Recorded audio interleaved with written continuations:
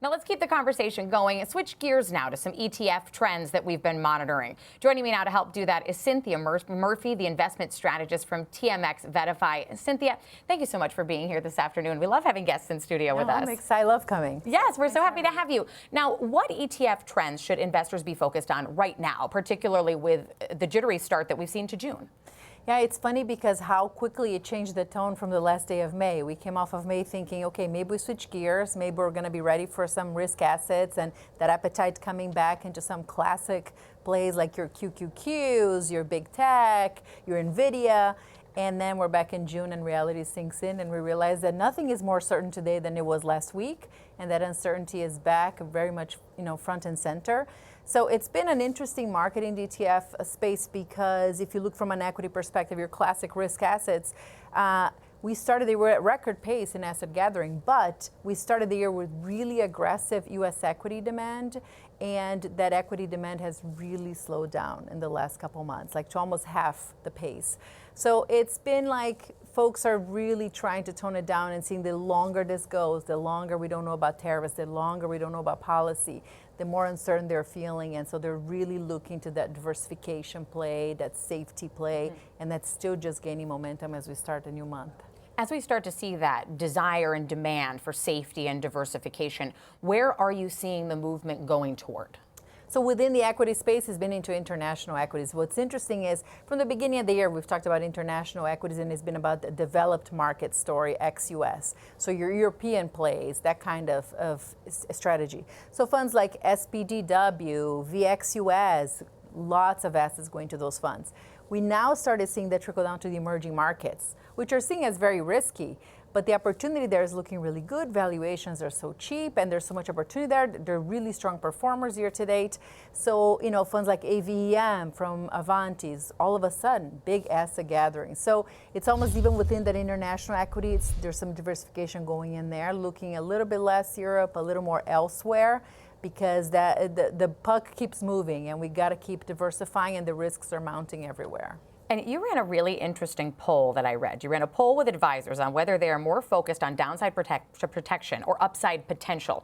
What were the findings of that? Because I found it so interesting. Yeah, we literally framed like, what are you really worried about? Protecting to the downside or FOMO on the upside? And it was all protection on the downside by a landslide, like 3-1.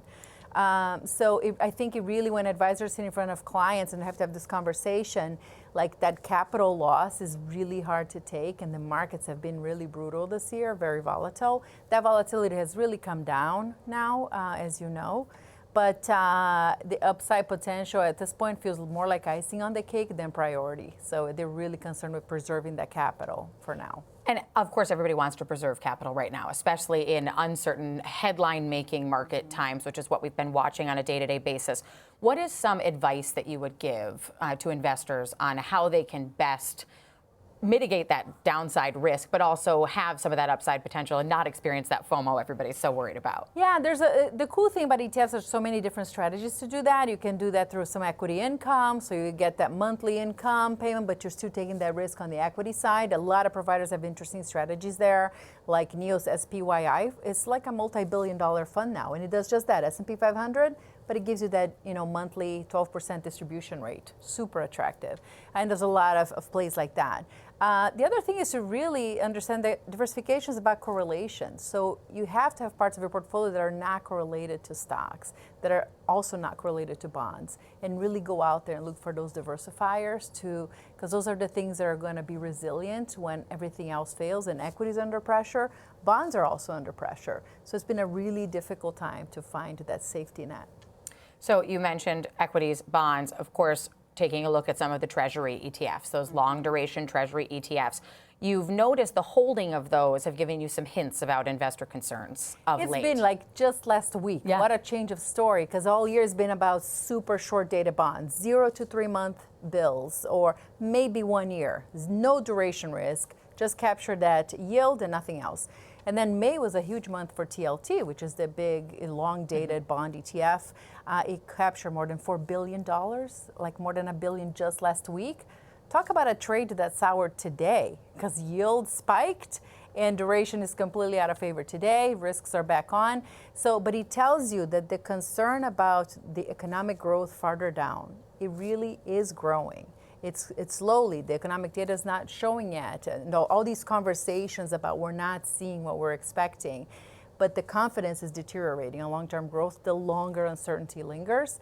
So folks flock to duration again, and then today that trade is really painful. So we'll see where they go next. It's been really difficult. And then next week it could be a completely different story. Could be the best week for duration. Who knows? It could be. Now, as you've been watching this, and I know you keep a close eye on and are constantly studying the historical data and somewhat uncharted times that we're in right now, what do you expect to see in the coming month and the coming months in terms of where you think people are going to start putting their money? Are we going to see more of those longer duration bets, or are days like today enough to scare people out, or are you going to see a flood just into equity ETFs? Yeah, I think it's been really impressive, the consistency of flows into a fund like VOO, which is Vanguard S&P 500 ETF. That fund has taken in $66 billion in 5 months. So there's something reassuring about the confidence in the U.S. long-term from a long-term buy and hold type of investor, which is Vanguard's client.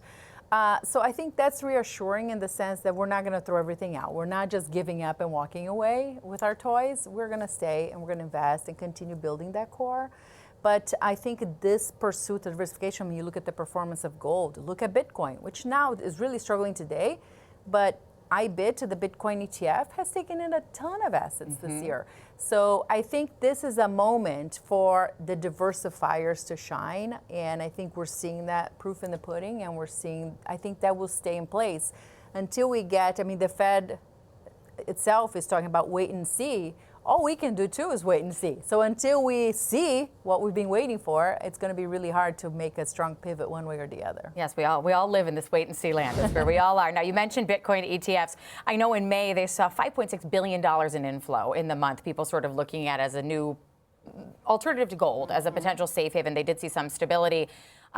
Do you think that's going to continue, or have we sort of ridden the wave as high as we can go on the Bitcoin ETF investment in Bitcoin as a whole? Yeah, I think Bitcoin is a long-term story. I think it's a very exciting story, but I think like anything else, it's not a linear story. So, if you look at IBIT alone, which is now a $70 billion fund, on Friday, last day of May, had its worst day of outflows ever, more than $430 million. And, why? Nobody really knows why. All we know is that institutions, the big institutional investors, are starting to buy Bitcoin, and they're doing that through ETFs. They're getting comfortable with that. But every time you hit another record high price, you kind of trigger some corrections, let's slow it down. So I think it's just going to be a story. It's a long-term, really interesting story, but it's not going to be just linear up. It's going to be up and down. It's our wait and see ride, right? Well, thank you so much, Cinthia, for joining us today. We truly appreciate you being with us today. And again, that's Cinthia Murphy, investment strategist from TMX VettaFi. Now, coming up, we'll dive into the latest on the U.S. and China.